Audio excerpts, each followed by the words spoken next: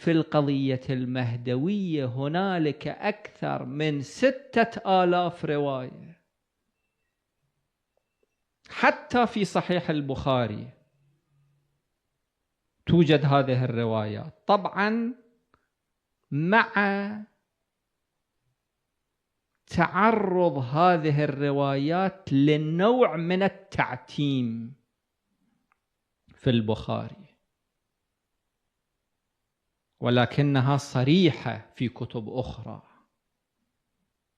مثل أكو فد شيء نبعد عنه الأضوية حتى يبدو من بعيد كشبح.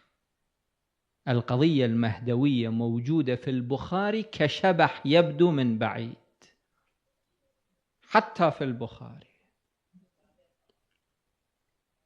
وإمامكم منكم، راجعوا الرواية في البخاري.